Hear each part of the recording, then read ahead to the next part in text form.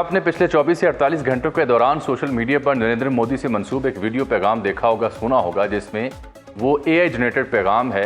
4 से 5 माह पुरानी उनकी तकरीर है जो गुजरात के शहर भोज में उन्होंने की थी। पाकिस्तान मुखालिफ तकरीर थी, लेकिन जो नई उसका वर्जन आप देख रहे हैं AI जनरेटेड, उसमें वो फील्ड मार्शल का नाम ले रहे हैं कि हमने तो सिर्फ आतंकवादियों को ठिकाने को हिट किया और फील्ड मार्शल की फ़ौज ने हमारे शहरों पर गोला बारूद किया, मेरी रूह पे बड़े गहरे ज़ख्म है, इसका जवाब दिया, बदला लिया जाएगा। तो वो AI जनरेटेड उनकी तकरीर है। लेकिन उनके जो वज़ीर दिफा हैं राजनाथ सिंह, उनके जो एयर चीफ हैं या उनके जो आर्मी चीफ हैं जनरल उपेंद्रा, ये सब हालिया दिनों में बार बार पाकिस्तान को धमकी दे चुके हैं, पाकिस्तान पर हमले का ऐलान तकरीबन कर रहे हैं और धमकी इस अंदाज में दी जा रही है कि नक्शा बदल दिया जाएगा, तारीख बदल दी जाएगी।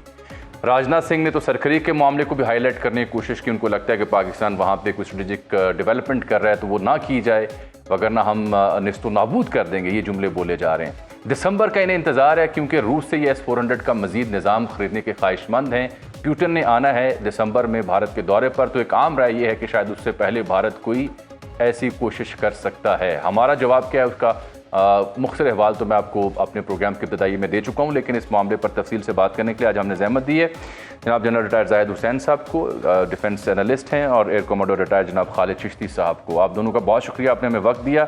चिश्ती साहब, ये अमर प्रेम सिंह साहब को भी 90 या 100 दिन बाद याद आ गया कि हमने F-16 जो खड़े थे उनको डैमेज किया, मारा है, और दोबारा वो ख्वाब देख रहे हैं किसी ऐसी मुहिम जोई का। राजनाथ सिंह को सरकरी का ख्याल आ रहा है, बार बार थ्रेट किया जा रहा है। What exactly are they up to? क्या कोई ऐसी सीरियस इंफॉर्मेशन है? क्योंकि मैं देख रहा था air marshal retired Arshad Malik साहब को जो कह रहे हैं कि दिसंबर तक भारत वाकई कुछ कर सकता है, वगरना फिर 2027 तक कुछ नहीं कर पाएंगे। बहुत शुक्रिया जावेद साहब, आपने बुलाया और बड़ा ज़ाहिर है सेंसिटिव टॉपिक है। और मैं ट्रैक रिकॉर्ड देख रहा था हिंदुस्तान की फोर्सेस का, आर्म फोर्सेस का। वो 78 साल कभी पॉलिटिक्स में नहीं आई, उनका कोई रोल नहीं रहा। उनके आर्मी चीफ और एयर चीफ और शायद उनके लोगों को नाम भी नहीं पता होगा, क्योंकि उन्होंने अपना हमेशा अपने प्रोफेशनल की तरफ ध्यान रखा। अब पहली दफ़ा मैं देख रहा हूँ कि अब वो खबरों में रोज आए होते हैं, क्योंकि वो एक पॉलिटिकल एजेंडा मई या अप्रैल से टो कर रहे हैं जो उनका अपना किया हुआ नहीं है। उनकी हुकूमत उन पर थ्रस्ट कर रही है, और ये अनलाइक प्रोफेशनल फोर्सेस, जो मैं वैसे कह रहा हूँ कि मैं बड़ी रिस्पेक्ट करता हूँ कि उन्होंने अपना ट्रैक रिकॉर्ड बड़ा स्ट्रेट रखा है। जब आपकी कॉज ही जस्टिफाइड नहीं है तो फिर जाहिर है आपका सारे के सारे एक्शन डिस्क्रेडिटेड हो जाते हैं।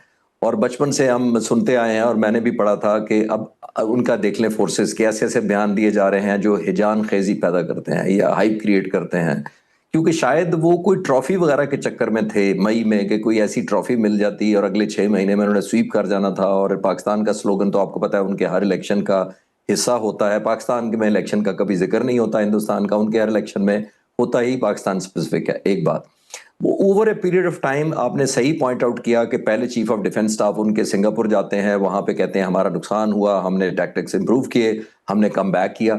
उस वक्त S-400 का भी कोई जिक्र नहीं था कि उन्होंने जहाज हमारे मारे, अब कोई इतला नहीं थी, बल्कि उन्होंने कहा हमसे गलतियां हुई, हमने ठीक कर ली। फिर उन्होंने अगस्त के महीने में 9 अगस्त को इंडियन एयर चीफ आते हैं, तकरीबन 93 डेज के बाद 58 मिनट की एक तकरीर करते हैं। 58 मिनट में 93 दिन बाद आने के बाद भी 28वें मिनट में उनको ख्याल आया कि हमने हिंदुस्तान ने पाकिस्तान के जहाज तबाह किए। और वो जहाज भी क्या है, शायद कोई ट्रांसपोर्ट जहाज भी हो, शायद कोई F-16 भी हो, शायद हमने यहाँ भी किया हो। इतनी वेग statements unlike N air force chief, मैं उनकी रिस्पेक्ट करता हूँ, क्योंकि देखिए वो अपनी क्रेडिबिलिटी लूज कर रहे हैं।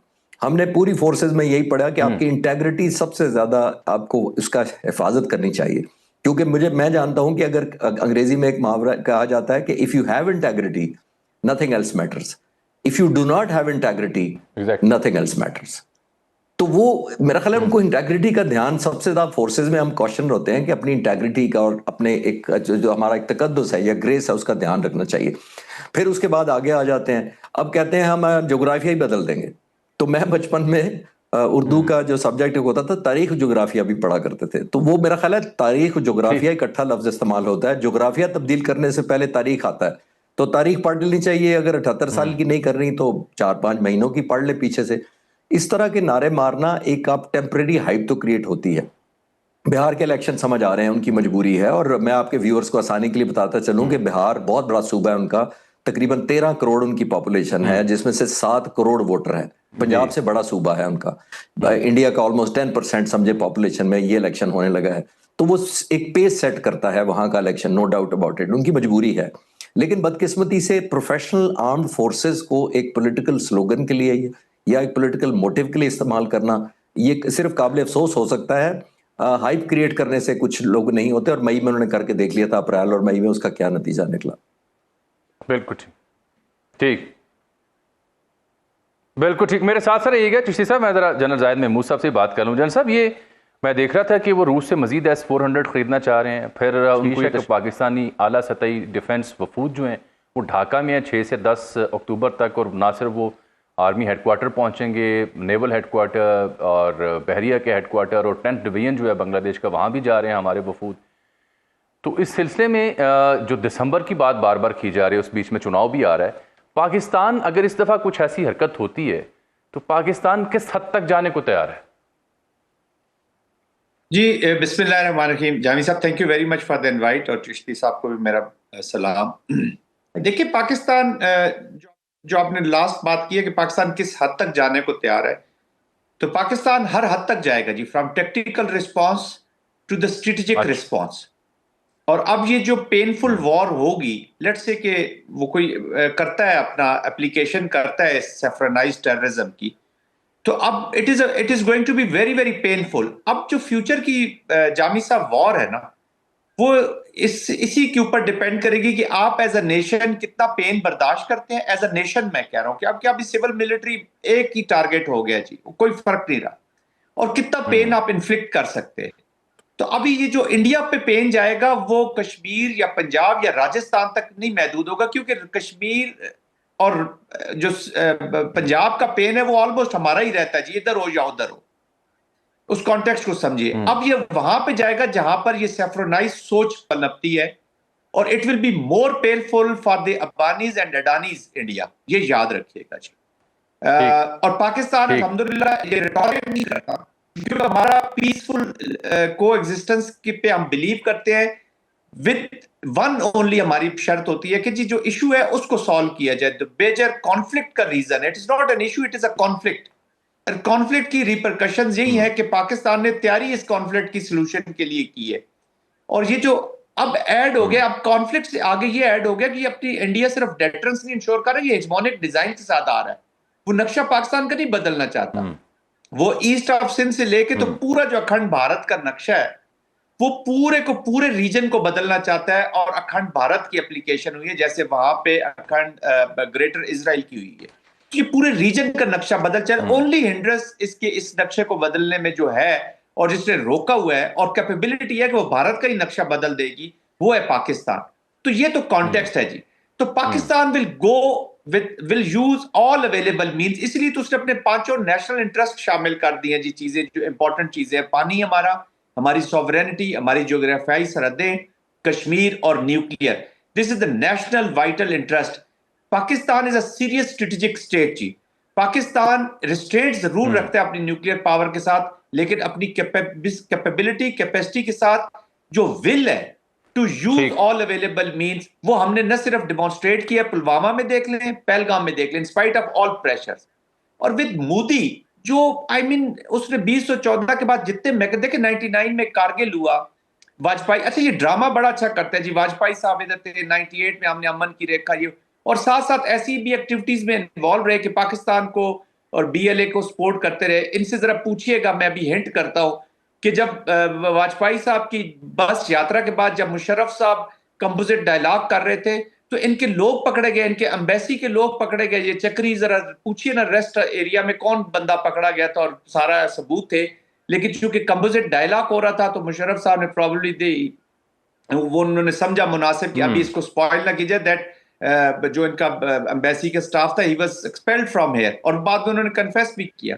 तो ये ऊपर में राम राम और मुंह में राम राम और बगल में छुरी और मुंह में राम राम वाला इनका टैक्टिस है। बट एनीवेज 2014 और ऑनवर्ड ना कंपोजिट डायलॉग रहा, ना हमारी कोई एक्सचेंजेस रही, कोई मैकेनिज्म नहीं रहा। मोदी सिर्फ और सिर्फ एक अपनी फोर्स के जरिए अपने अज़ाइम को पूरा करना चाहता है। इस माइंडसेट वाली स्टेट के खिलाफ Pakistan military is balance, military is can respond, national response जो है उसको हमने मजबूत करना है by addressing our internal and external issues जो भी हैं, और इसको बिल्कुल ठीक है। अच्छा चिश्ती साहब, ये जो इंडियन आर्मी चीफ हैं जनरल उपेंद्रा, ये जब राजस्थान में चंद रोज पहले मुखातिब थे तो इनकी ऑपरेशन सिंदूर .1 इसको मुख्तलिफ नाम दे रहे थे, कि कह रहे हैं जी पहला जो हमने अभी मई में जो कार्रवाई हुई उसमें हमने बड़े जब्त का मुजाहरा किया है और आइंदा नहीं किया जाएगा, और फौजियों कहा कि आप तैयार हो जाएं एक्शन करने को, हम वी आर ऑलमोस्ट रेडी। ये भारत ने उस हमले में जब्त का मुजाहरा किया था या हमने जब्त का मुजाहरा किया था? ये भी मेरा ख्याल है तारीख का हिस्सा हो गया हुआ है कि प्रोहिबिटिव कॉस्ट हमने जितनी इम्पोज की थी बहुत कैलकुलेट करके की थी, और उनको याद होगा कि, और बहुत सारे लोगों, मैं तो बाद में भी ऑपरेशन रूम में अभी होकर आया हूँ कि 10-12 दिन पहले, और मैं सारे इनके नक्शे देख कर आया हूँ, कहाँ कहाँ जहाज मारे, किस लोकेशन पर किया था, विलेज मिला। तो मैं उनसे यही बात कर रहा था, तो फिर उन्होंने मुझे बताया कि क्या क्या लेट गो किया गया था हमारी तरफ से, ये मैं बताना चाह रहा हूँ, याद कराने के सेंस में। बहुत रिस्ट्रेन किया गया, बहुत सारे हमारे पेन्स ऐसे थे जहां पर हमें पता था कि यहाँ इनके वेपन, स्ट्रेटेजिक वेपन्स हैं, उनको टारगेट नहीं किया गया। हम फेस सेविंग देना चाह रहे थे, हम सिर्फ एक झलक दिखाना चाह रहे थे कि अगर आप एस्केलेट करेंगे तो हम क्या कुछ करेंगे। तो रिस्ट्रेंड जो ऑफेंस करता है वो रिस्ट्रेंड नहीं करता जब तक अपने ऑब्जेक्टिव हासिल ना कर ले। जनरल साहब मेरी बात को सपोर्ट करेंगे, जब वॉर ऑब्जेक्टिव तो इंडिया ने ड्रॉ किए थे, उन्होंने कहा था कि हम पाकिस्तान को सबक सिखा देंगे, उन्होंने कहा था पानी और दरिया, पानी में और वो खून इकट्ठा नहीं बहेगा, हम सबक सिखा देंगे। जिसने सबक सिखाना होता है वो उस वक्त तक वॉर या कॉम्बैट या एस्केलेशन करता है जब तक घुटने टेकने पर मजबूर ना कर दे। हमने तो डिफेंड करना था, हम डिफेंड करते हुए इतनी रिस्पॉन्सिबिलिटी से कर रहे थे कि ओवर एस्केलेट ना करें, बिकॉज हमारा मोटिव नहीं था कोई, हमारी सिर्फ नाक से खून बहना था, हमने सर फाड़ना नहीं था, जो बिल्कुल ठीक किया। अब अगर आप कहते हैं जब आप ऑफेंस लॉन्च करते हैं तो आपको मई में किसने कहा था कि आप हाथ रोकें हमारे ऊपर? वो तो 10 तारीख को जितनी टनेज गिरी सिर्फ 5 घंटों में, पाक आर्मी ने भी किया, वो फतेह भी फायर किया, और पाक फिजाइया ने मेजर जो डिमोलेशन की, उनका जो बरनाला का जो इंफॉर्मेशन जो नेटवर्क सेंटर है वो आज भी रिकवर नहीं हुआ उनसे। तो वो किसने किया था? वो हमने हाथ रोका था कि इससे ज्यादा ना करें। 65 की 17 दिन की जंग से ज्यादा टनेज 5 घंटे में फेंकी गई, मैं रिफ्रेश कर दूं, तो हमने प्रोहिबिटिव कॉस्ट इंपोज की थी। अच्छा। और हमने पुल बैक किया था एक किस्म का ग्रेसफुली, और हम नहीं गए थे। मैं सिर्फ आखिरी जुमला इस पे जामी साहब ये कहूंगा कि प्रेसिडेंट ट्रंप आपको पता है किस तरह मूड के आदमी है, मैं उनके उस मूड का इंतजार कर रहा हूं जिस दिन वो गुस्से में आके कह दें कि उनमें से दोनों मुल्कों में से कौन गया था सीज फायर कराने के लिए, तो फिर पता लग जाएगा हम सबको कि क्या उसकी उनकी डिटेल्स है। हाँ बिल्कुल, और बिल्कुल and it is quite likely कि प्रेसिडेंट ट्रंप ये बात कर सकते हैं, क्योंकि जितनी बार वो दोहरा चुके हैं कि उन्होंने सीज फायर करवाया वो, और उसके बाद जो मोदी खामोश है, ना डिनाई कर पा रहे हैं ना उसको एक्सेप्ट कर पा रहे हैं। इट इज़ क्वाइट लाइकली किसी दिन वो कह दें 7 तैयारे गिराने की बात करके और उन तैयारों की मालियत बता के तो उन्होंने वाजे कर दे कि राफेल की मालियत इतनी होती है, हमारे पास इतना महंगा तैयारा है नहीं है।